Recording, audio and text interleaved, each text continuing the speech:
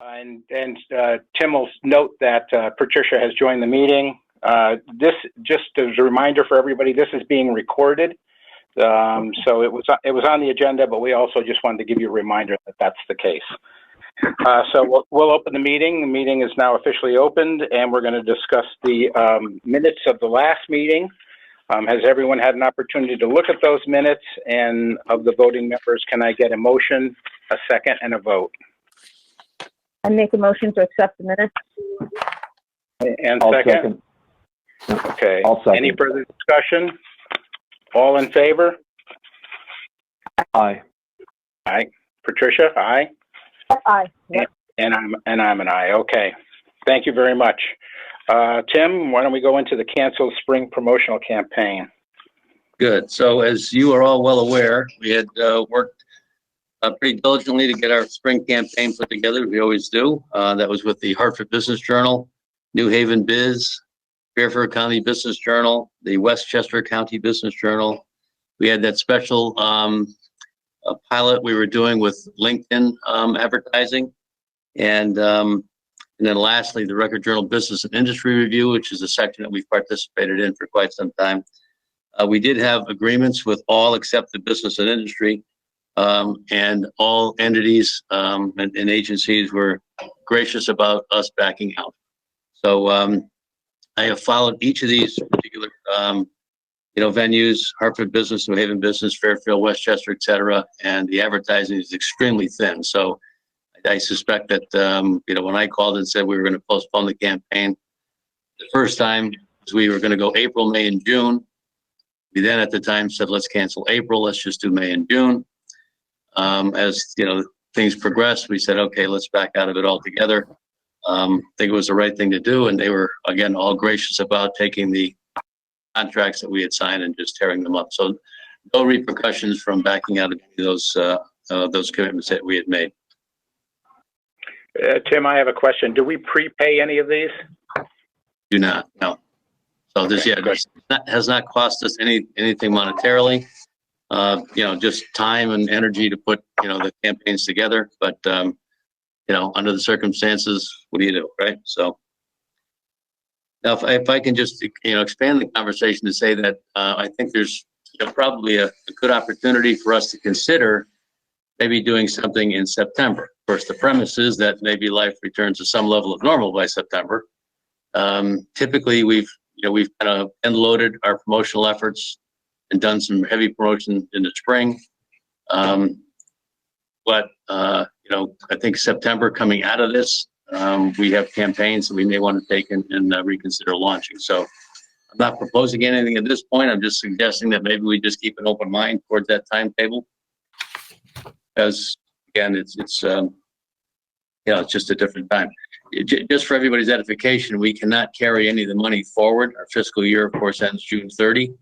So the money that we have not spent, the next item on the agenda, but the money that we have not spent does not get carried into the next fiscal year. So we're starting with a clean slate, come July 1. So, but I just thought I'd throw it out to the committee to see if we want to, consider again.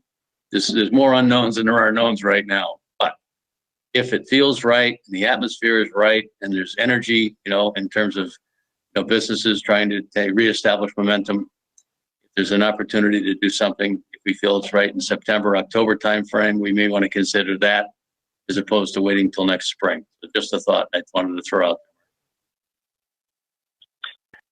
Hi, guys. Yeah, this is Rob. Tim, I don't disagree with that. I think one of the other things we need to keep an eye on is if the economy is going to be coming back at a slower pace and if there's going to be some reorgs going on, if people are looking to restructure warehouse facilities, locations, maybe consolidate offices, I think that's the time we want to put some notice in front of them to consider Wallingford. So I don't think we necessarily need to wait until the economy's back up and running. I think that'll be the wrong timing. A lot of decisions may have already been made by that point.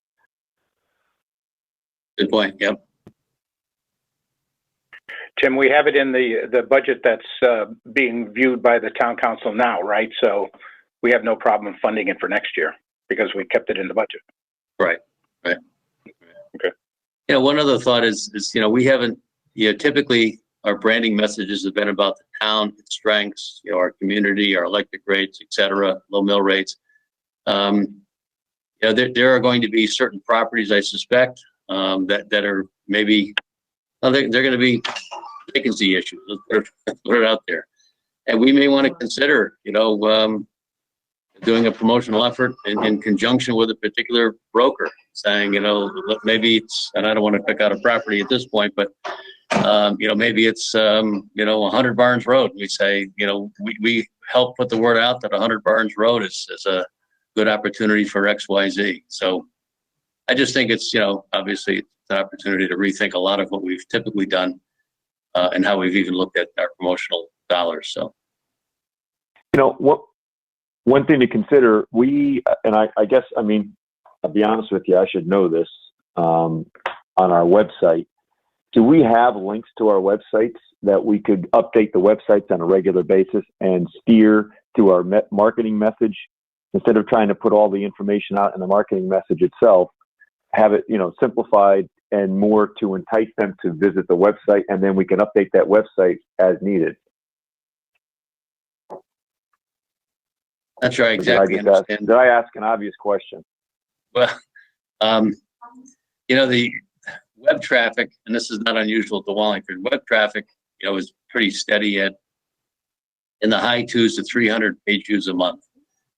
Lynn and I actually last month said, boy, during this, pandemic and all the information that we've put up regarding, where to, whether it be the CARES Act or the state fund money, et cetera, the traffic hardly moved the needle at all.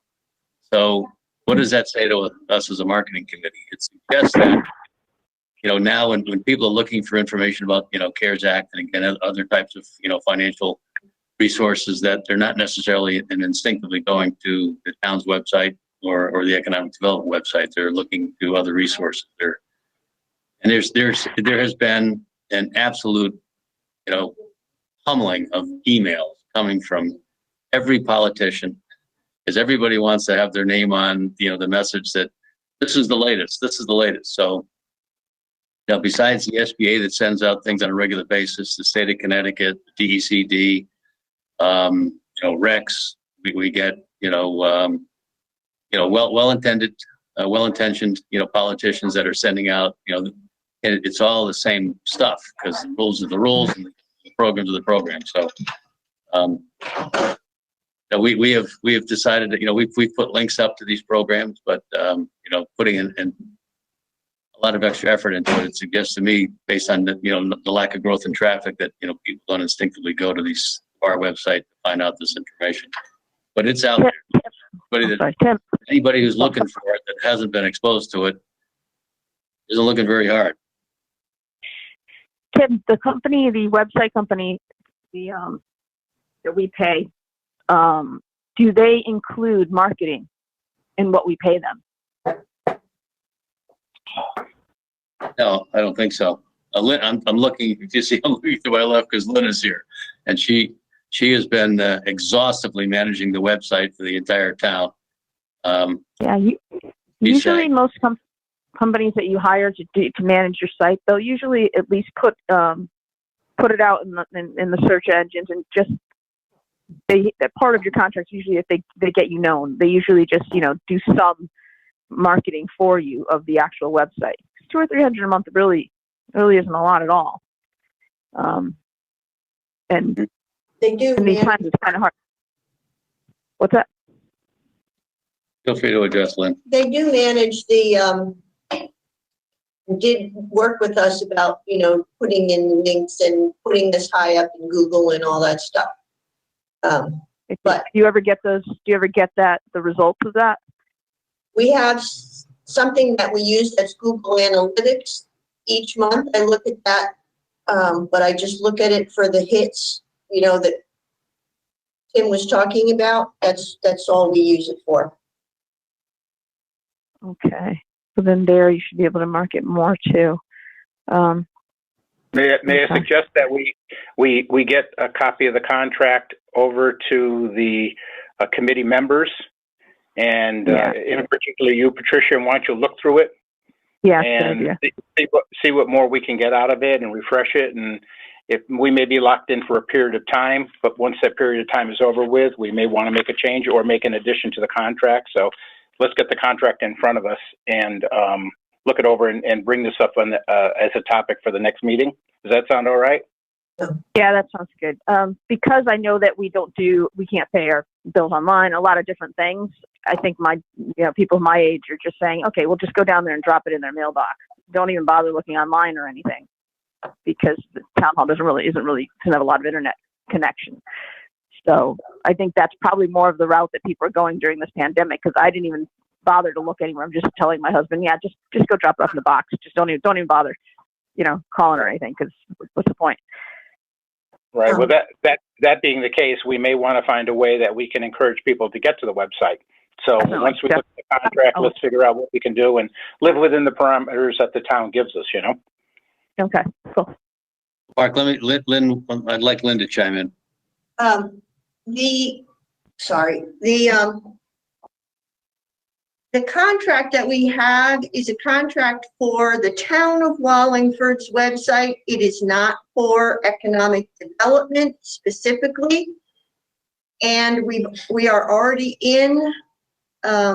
we are at this moment trying to redo our content management software, which we have to do by the end of this fiscal year. And we are not going to be changing our vendor. We're already locked in now. That's our vendor. Yeah, we might not be. Sorry, go ahead. I mean, we might not be changing the vendor, but they might not be doing everything that they agreed to do. Especially when it comes to marketing. I think is what the marketing components of the relationship are. We'll just I'll check it out. Right? Recognizing limited. Yeah. I'll see what I can find. I just think it's important for you guys to understand, and I think you do, that it's the town of Wallingford's website. We are, we're writing on the back. We're one page of that. So we have to take a look at the overall agreement, I guess. Yeah. We'll do. Okay. Any further discussion regarding this subject? We're Okay. all okay then, Mark. With we'll give some consideration. I'd ask you guys to do the same about potentially doing something September, October, with potentially spending some marketing dollars in the fall season. Yeah, as we've done in the past, I believe. I have to look at my calendar, but I plan on having these meetings all the way through the summer. So as we get closer to that September, things will start to become more evident about what's happening out there, and we can make those decisions regarding September or October. But we don't have to wait until September to have another meeting, is what I'm trying to say. We're going to do it a lot sooner than that. So. Okay. Makes sense? Yep, makes good sense. Okay, then Tim, the 1920 budget. Yeah, this is just a quick subject because I want to let you know that prior to obviously all of the campaigns being canceled, and we run a pretty tight ship budget-wise, but our 28,000 plus, we had a balance of right around $500 that we would have probably ended the year with. And now we'll have a surplus of close to 15,000. So just letting you know that's the outcome of not running some of those campaigns. Now, we also for trade shows and things of that nature, we typically pick up some tchotchkes, some materials that we can help promote Wallingford with, and we're suggesting that maybe and usually we scrape by and get a couple hundred of this, that, or the other thing. But now that we've got some excess money in there, maybe we stockpile a little bit of that. So in a couple years going forward, we should have plenty for a couple years anyway. How much of the budget are you going to suggest for that? Probably be $1,000, I would think, or could be right around 1,000. We have some ideas here. Sorry. I just wanted to mention that there aren't. Not all of those companies that I normally would have dealt with are up and running. So I've been a little limited in who I can deal with. I've been dealing down the street with Shirt Graphics, but two of the others, I try and do Wallingford ones or somebody, I try and deal with Wallingford companies. So far, only Shirt Graphics has answered, and without doing a PO, I might be limited in what I can order from him. We have a limit. Sorry. Yeah, so, we're up against town purchasing policies. We're up against places that are, if the place can take the order, maybe they can't fulfill the order. So anyway, it just seems to us to make sense that, we get a couple of things we've got a couple of extra dollars. Typically, we're scraping some money. The video business cards that we've had in the past, I'm down to a couple of those. We ordered 50 of those. I think those cost us like $300, something like that. You're thinking about doing those again. Those are the business cards that have the flip out tab on them, where anybody can plug them into a laptop or any type of a USB port, and it has the two videos that we created for the town of Wallingford on them. Why would you want to move your business here? Why would you want to move your family here? And those have proven, frankly, to be popular. As the guy that hands them out, I know I get, wow, those are pretty cool, from people who I give them to. So, and then, cell phone wallets, we've gone through those pretty quickly. I don't know if we're thinking about doing those again. Obviously, I'm running this by you guys, looking at your thoughts.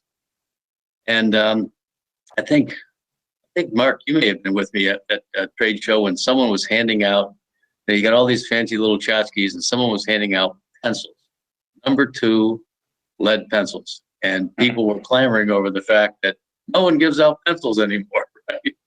We said, they're cheap enough. We said, hey, let's just get some Wallingford pencils. So as old as an idea as it seems, I just noted that it was pretty popular at that particular trade show. So I think Lynn had another idea or two, right? Cover for the camera. Yeah.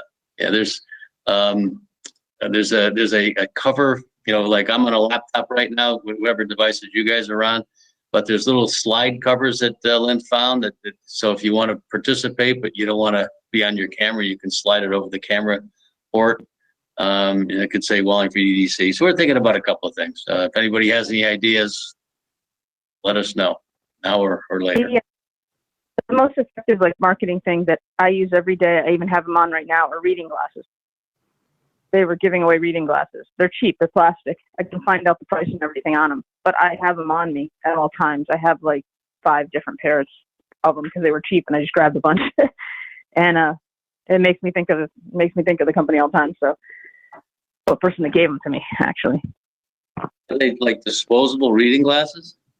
Yeah, they're made of plastic. You guys probably seen them on me. They've got blue legs on them, and they're clear. And they're they'll break eventually, but they're actually pretty good. Probably the cost of what you would put into some of the different plastic things that you would get, and the name of the company's on the side. I have them all times, every day. And if I lose one, I'm looking for another pair immediately. How do you deal with them? I know 4 people on this video that probably want to use them, right? Yeah. Okay. I can't be without reading glasses, to tell you the truth. Yeah, no, I hear you. I can look into how much they cost and everything and get you that, because I can go to the person who supplied me with them. So I can do that. That'd be fine. Tim, on those business cards, with the videos on them, those are the updated videos, right? Yeah. So yes, they are, Mark. So for everybody's edification, and just a brief reminder, when we put those videos together now several years ago, the way we had Wallfrog build them so that they can be edited, they were editable, is he built them in pieces. So if you think about, you've got we've got drone video that's going over the industrial parks, and maybe it shows edible arrangements, and it showed 3M. All right, so he can go in there and literally just cut out a segment and then push the other two together, or he can take and replace the segment. So to make it editable, so that every time, as we know, there have been changes in those two I mentioned quite purposely, that you don't have to redo the whole video. So it was some of the technology magic that Lou Ferraro had recommended is paid dividends already, because we've edited, I think we've had a couple of edits on the videos so far. So yes, we look at them, and before we'll ever do anything, more with them, we'll make sure that they're updated. And who knows what that'll look like on a go forward, but we have the opportunity to update. Good. Any further discussion regarding the budget item? That being said, okay, Wallingford Magazine. So in previous conversation, I'm talking about how we've canceled all of our other promotional efforts that are, reaching well beyond Wallingford. The objective of those other campaigns is to go beyond 06492 and really stretch in an effort to get people to, recognize who we are, where we are, and potentially here. Wallingford Magazine, on the other side, is an opportunity to speak directly to the businesses in town and, frankly, residents. So target audiences are completely different. And I'm going to suggest that we did reserve space in the next edition of Wallingford Magazine, which has been pushed off, but now should be on the street in June. Initially, it was a May publication date, but again, because of the present circumstances, it was delayed. I'm going to suggest that we continue that particular effort. And in that Wallingford Magazine effort, there were two things. One of which came to this committee back in January, February timeframe, was where we would start a column called "From the Desk of Joe."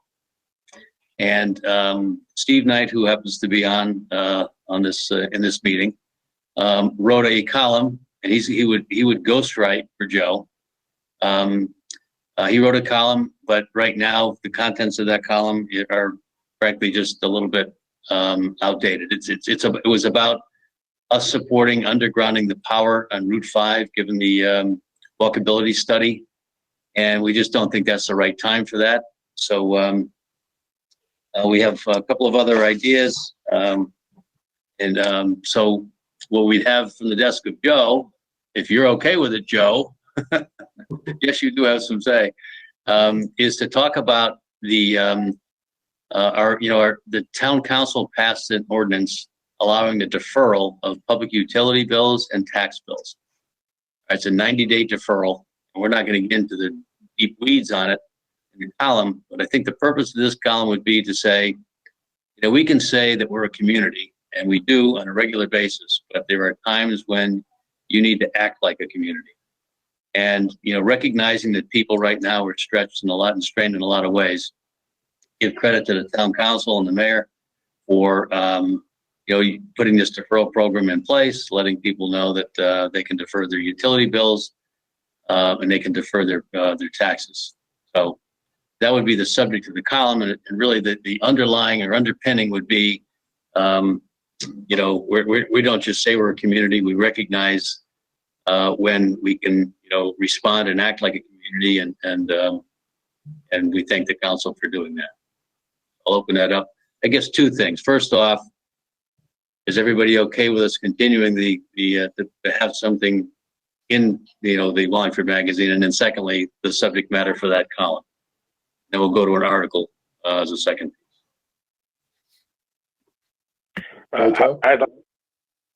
Somebody want to say something? That's Joe? me. Yeah. Yep. First of all, I wish I knew this Friday. I would have had a better weekend sleep. I agree.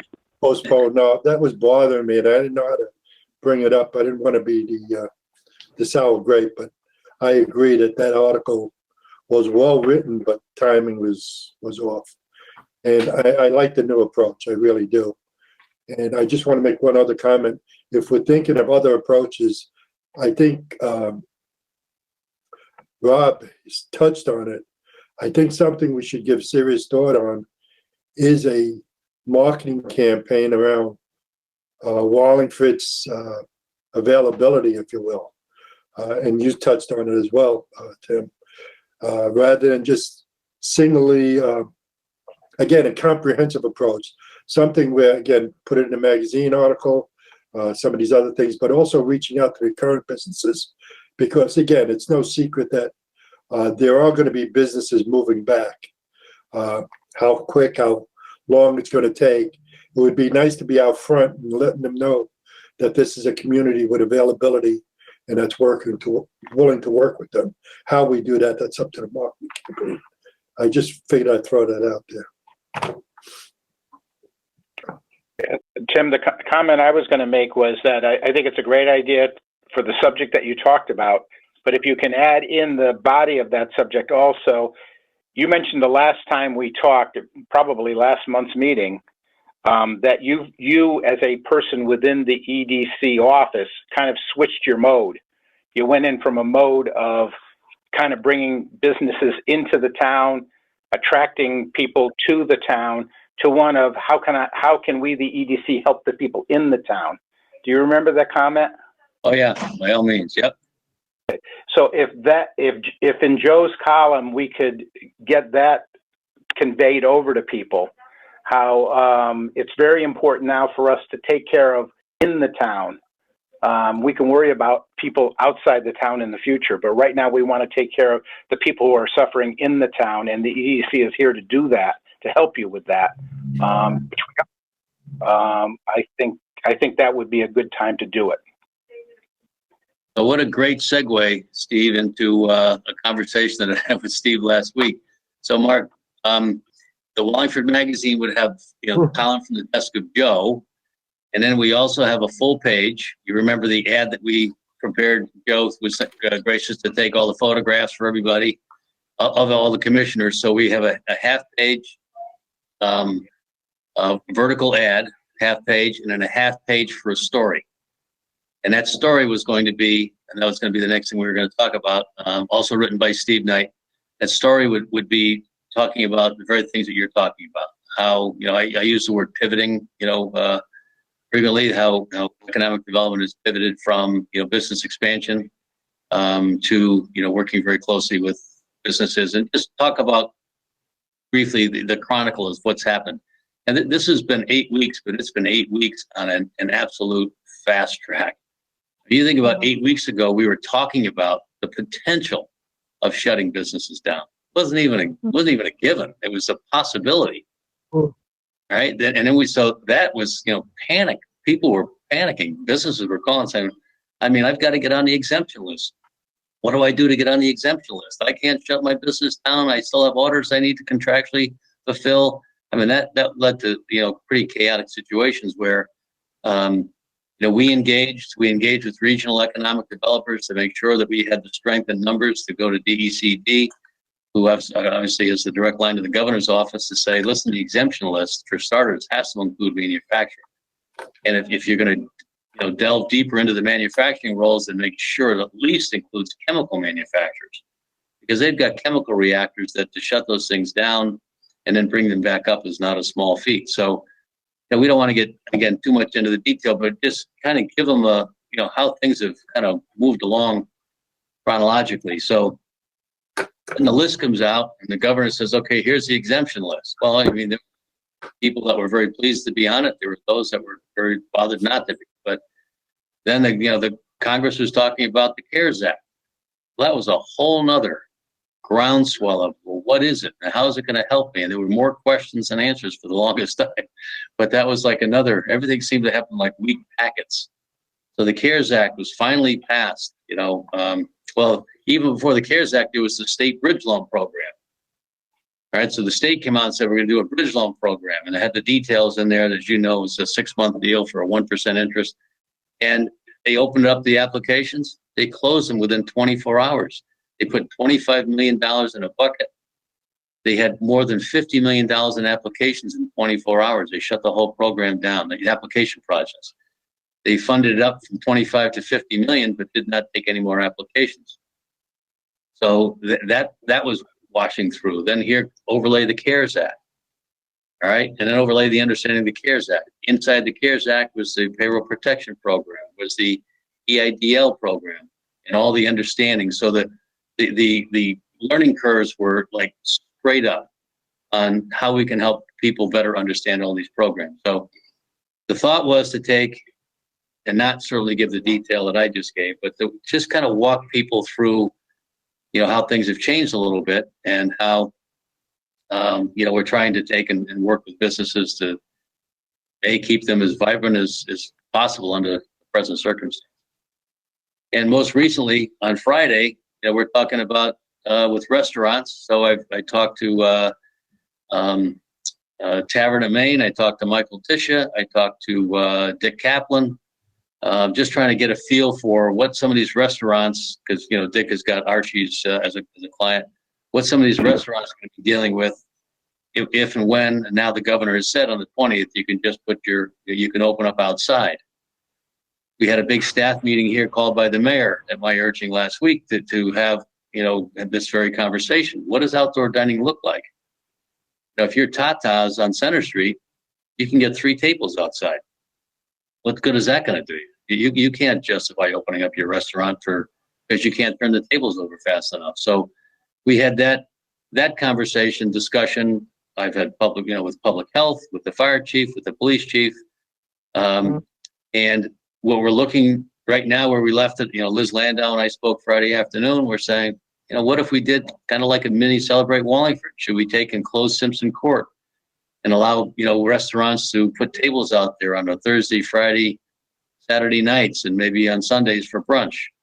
Can we do the same thing with pockets of property throughout town? Can we do it down where, Brothers Restaurant was? So I've got to fall into Rob Boltermitis and say, when are you planning on paving that parking lot? Maybe we can use it, right? To have restaurants come in. So it's just been a very different directional effort. So what we were doing, 10 weeks ago is just, 180 degrees different than what we're doing right now. And sorry to get on that, but there's obviously a lot going on. So the thought was, can we take and, make that a lot more or a lot tighter than I just did by explaining it? But, can we put the article together showing that? Thoughts? Great. That's exactly where I think we should be going. And if there's some way you can segue from the desk of Joe to that, in other words, don't have them too distinct, but you can have kind of a segue. So within Joe's article, I don't know how it's going to be laid out in the magazine, but maybe in Joe's article, it could be a segue to what the major article, you know what I'm saying? Sure. Good idea. Point to it, right? Exactly. So you can point to it. Exactly. So this looks like a June hit the street. That's their plan right now. Yeah. Great. Questions or comments regarding this subject? Steve, you got a lot of the information already, and I'm sure you're going to get a lot more. So. Yeah, that's where I'm listening in, Mark. And I'd be meeting with Tim at 11:30 to review all of this too, as well. So. Tim, could I just ask you? I will get on it. Thank you. Yes, Joe. Tim, would it be worth us to reach out to the Restaurant Association in the state to see if they plan any pushbacks? Because I agree, this opening of just outside dining for a lot of these restaurants, it's a moot point. There's no reason, no way they can open. I mean, I can understand half, distance and stuff like that. Joe, I don't want to act as the expert of this panel, but I've probably been more intimately involved in this opening on the 20th than any other business you can think of. And there's been so much pushback on it, and the governor has said, we're letting the science do it. And I'm not dissing him for it. I'm just saying we're letting the science do it. We're going to do it slowly. And if somebody can do it, fine. And if they can't do it, we understand that they can't do it. But we have to take this a lot slower than some people want it to be. And believe me, there's been so much pressure from the legislature, because there are people who are on the legislature that own restaurants. The Restaurant Association and many of the ancillary, the Connecticut Beer Wholesalers Association, the Wine and Spirits Wholesalers Association. There's been a lot of pressure on the governor to try to change the rules, and he's just not going to do it until he sees what the 20 brings. Okay, thank you. In other states, they've limited the amount of tables in restaurants to try to create space. Has that been discussed at all? Does anybody know? It has been, yeah. They said, just give us, 6 feet apart, 4 people at a table. I mean, there's been a myriad of suggestions of how to try to comply a little bit more loosely than he wants it to be at this stage of the game, or the group wants it to be. I shouldn't say it's just him. He's surrounded by some bright people. There's no two ways about it. But he said, let's do the 20th. Let's see what the 20th brings. 27th will be another time. Beginning of June will be another time, and hopefully we'll be able to open things up. But at this stage of the game, it's got to be outside, and that's where he's at.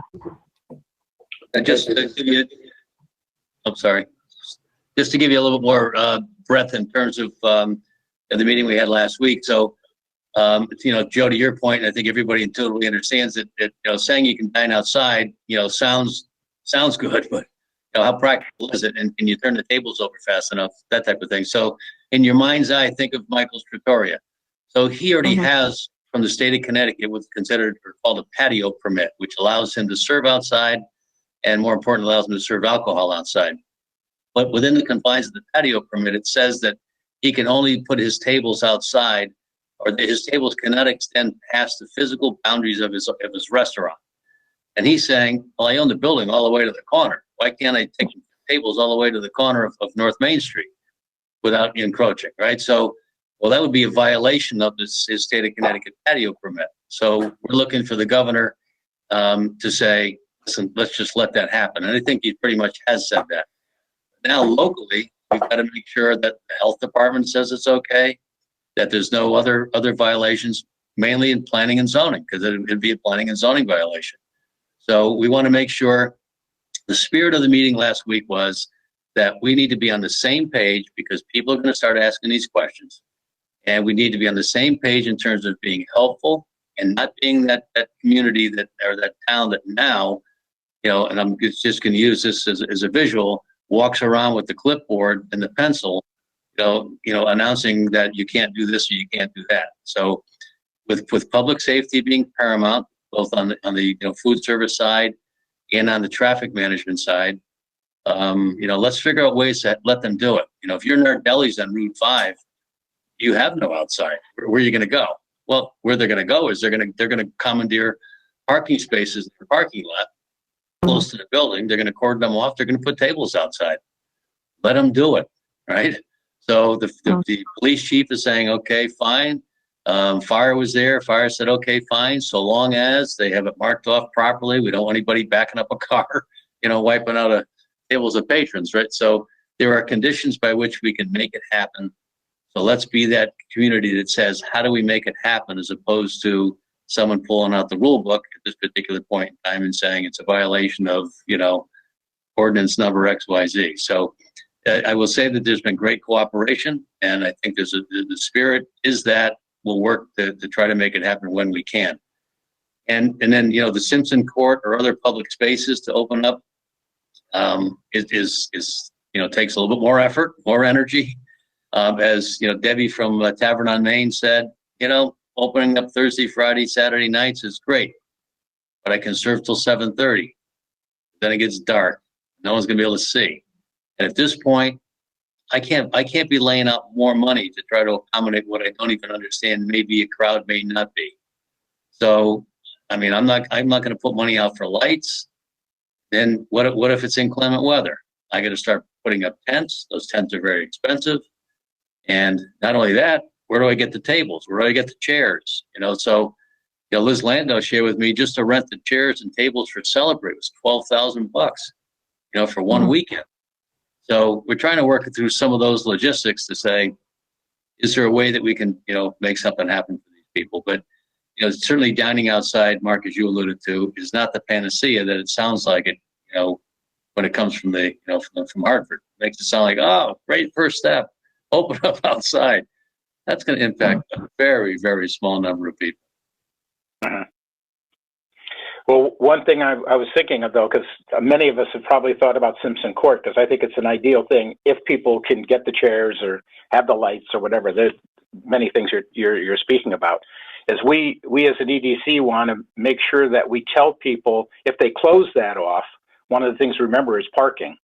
And we have plenty of parking. We just have to direct people to the parking. you know, so, because I can imagine people say, whoa, that's great, now where am I going to park? You know, and there's plenty of parking all around that area. It would be dangerous, I think, for Archie Moores or Jay Christians to cross the street to deliver to people who are sitting at a table in Simpson Court. Right. But they have some things in the back too that, you know, they have some room behind Kaplan's that they can possibly think of. I mean, there's possibilities. It's not a great way of doing it, but it's better than having nothing, I guess. I guess that's what I'm trying to say. And as Liz Landau reminds me that she says that, you know, we've got to be somewhat sensitive to the fact that, you know, restaurants, what she hears people chirping in here all the time is that the town always favors the uptown restaurants. Mhm. We do something up in Simpson Court for the uptown restaurants. What about the rest of them? And so, you know, we're cognizant of that. The other thing I'll throw out while we're on this subject is, you know, I announced earlier that we have some money left over. And how would we feel about, you know, if in fact this thing materializes to the point where, you know, we need to you know, rent some tables and chairs, how would we feel about economic development, you know, paying for something? I think that's going to be a slippery slope because who gets what? Mhm. I think it's a good idea. I'm just I can just see fingers pointing all over the place that you took care of them, but you didn't take care of me. And I've gotten Ayatatas have as much of a problem as she has up at Simpson Court. You know what I'm saying? Right. I just think that I think it's a good idea. Other than the fact that I think that it's not taking care of as many people as it probably should. The idea that if in fact, and again, I'm just spitballing here, but if in fact Simpson Court was closed on that, you know, Thursday, Friday, Saturday night, then the idea would be that it's open to anybody. So tatas can come up and you know, anybody on Center Street. And that's why we're saying is, you know, like a mini Celebrate, allow the people to come up from, you know, throughout the downtown and then have, you know, Route 5 businesses, you know, to do it separate. I don't know. Well, the problem with that is then you have a crowd control problem. Exactly. You know, you start putting food trucks up there or the facilities in order to serve food up there, other than the facilities that are already there, because they're in a building as such. I think you're going to start getting into a crowd control problem that it's just not going to be good for us. And the only alternative I would give to that, if I could, is that, again, you're going to have people all over town pointing fingers, as Mark said, but that to me is a unique idea. And the way you may want to handle it is give a grant to WCI to handle that and not make it an EDC project. Joe? Yeah. Yeah. I think did you lose me visually? I think you did, because I lost I you. see it. We see it. I see it. For some reason, I lost you guys. So, but okay, as long as you can see me, we're all set. It's more important you see me. I mean, so it's, I just washed my hair, so I mean, You don't want to see me. Yeah. the Ponytail looks good, by the way, Mark. Oh, thank you. Yeah, I'm going to call my daughter right now, my IT person, to get in here right away. So any other first questions or regarding the magazine? So that was, you know, with the gist of the article for the magazine, everybody's okay with? Any other thoughts as to what we may want to include, or? Any other thoughts? Hearing none. Hi, can you come in my office and help me on this computer for a second? Thank you. I'm currently working on a project, which is it's called the Gratitude Project. And basically, everybody's just submitting things that they're grateful for, and we'll be putting it out throughout the entire state. We might want to do that for the businesses. Have people just send in what they're grateful for. You know, what they appreciate about some of the businesses in town. And the method of media is they can write a note, they can take a picture, they can, you know, take a picture of a meal, whatever it is. People are sending it in. It's just an idea. You may want to pass that all along to the magazine. That may be a campaign they want to handle. Would be a good one for the magazine, eh? What are you grateful for, Wallingford? Just give me this week. I'm putting it out. Say that they were Relief will be- grateful. Help. That would be more better. It would have been Scott. I thought Scott, you know, one. Just if you do it, if you could just wait a week on that, because I have to get that out this week. So All right. Steve, do you have any questions of the group? Well, since you're going to be No, cutting this? I think this is if we're so space limited, it's going to be hard to figure out which to include and which not, but there certainly has been enough discussion to take care of the 800 words between the two articles that we have, 800 or 900 words. Yep. Okay. Very good. I need a few Bronxisms, so if from Joe. That's it. We'll be talking this afternoon. I have plenty. That's right. That's right. All right. guys, doing a mini You guys Celebrate talk to Wallingford. Somebody besides myself for a change. Hello. Doing a mini Celebrate Wallingford kind of worries me about getting like a lot of people together, like you had said, Mark.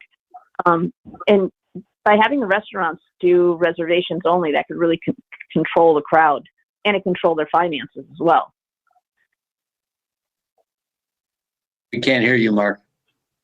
It's me, Patricia. Oh, Can you hear me? Yeah, Oh, Mark. I apologize. Margot had me muted. I forgot to do that. I think that if you utilize the people who are uptown, I wasn't being facetious when I said Archie Morris can cross the street and deliver.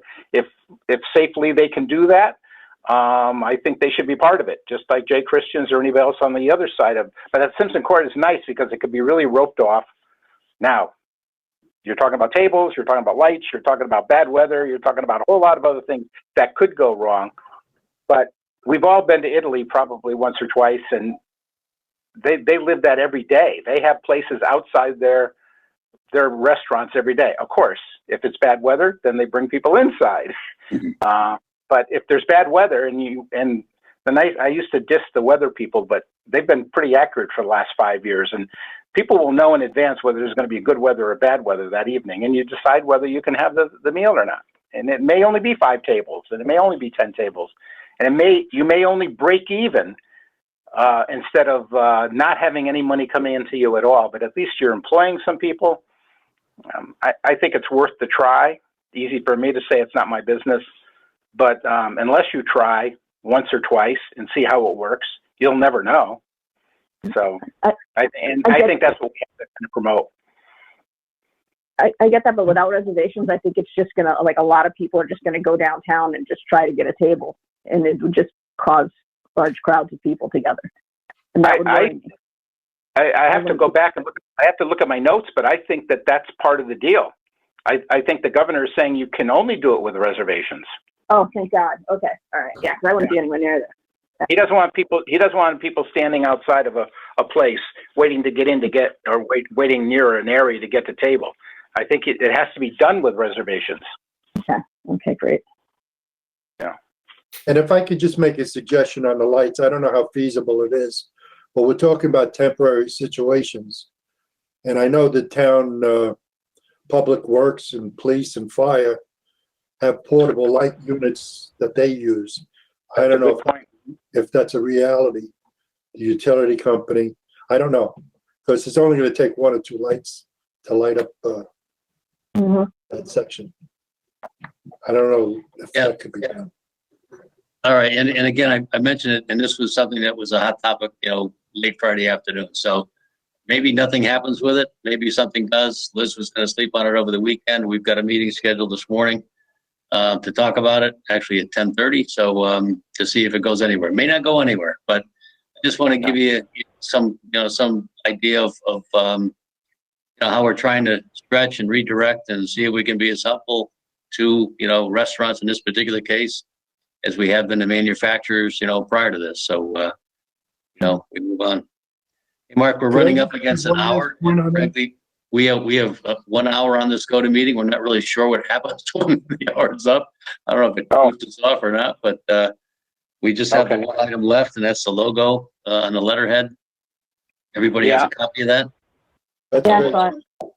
Yeah, just if you hear something sooner about Simpson Court, would you just get a note out to us and say Yeah. it's been agreed upon or it hasn't been agreed upon? Because I'm sure you'll have more input from our members when that happens, either through Joe and the commission or through marketing, one or the other.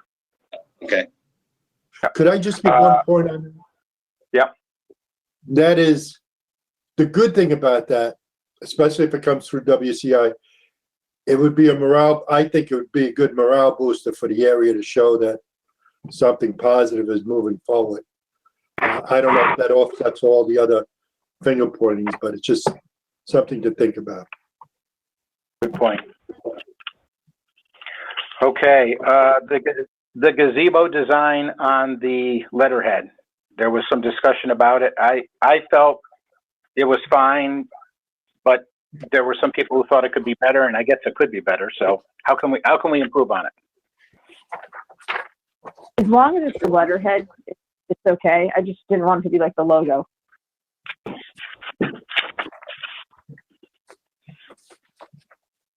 Okay. Well, It's small. in a way, it's kind of like a logo. We're kind of emphasizing with the town that they get away from the town hall town look and center around something that is uniquely Wallingford, and that seems to be the gazebo. We have a small group of people that have been meeting on a monthly basis, not as of late, but and they were going to put these signs up, and somebody wanted to put up a spoon. One of the town employees on the sign wanted to put up a spoon because Wallingford at one time was a silver city, involved with silver.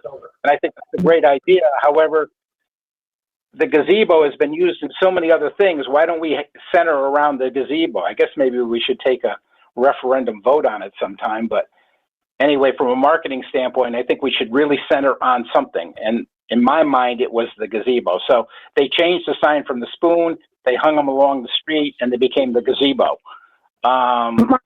That's kind of what I'm thinking. I'm sorry. I think the gazebo is a great idea. The gazebo itself is a great idea. It was just the artwork that bothered me. But the gazebo itself is a great idea. I see. Yeah. Just the artwork. Hey guys, this is Rob. Because I was one of the ones that had commented on that, and I think the gazebo is certainly for the as a representation for the town of Wallingford is great. My thoughts initially was, but the EDC commission, are we trying to promote ourselves as a logo? I know there's a letterhead and there's the logo. Are we trying to promote ourselves as a town, associate ourselves closely with the town image, or as an economic development commission image? And I think that they both they're different. They're connected, but they're different. That's why I looked at a few others. Some towns have have the same image that the town does. Some economic development commissions do. Others don't. The North Haven, for example, has a different logo than the town. They have kind of a brick building, like a brick. You can look it up. I think I sent you a link, picture of it, an image of this morning on your phone. But and then other towns don't. So that was my thought. If the letterhead for the EDC specifically, should it connotate some sort of a growth or strategic development image instead of just the town? Food for thought. Joe, do you want to weigh in? I think we can put it out to the commission, but my point of view is I understand both the arguments, but I like the gazebo, and I like the fact, to me, it gives a community impression. We kind of pride ourselves, at least the town does, on being still a town. And I think the gazebo reflects that, rather than an industry Manhattan or another type of area. I also understand the other side of the argument about EDC for business, but I think that's in the name. I think, and that's just the way I look at it. I think, saying economic development to the people that we're trying to approach, that says it all. And again, reflecting your community, I think combining the two gives the message that I would want to give.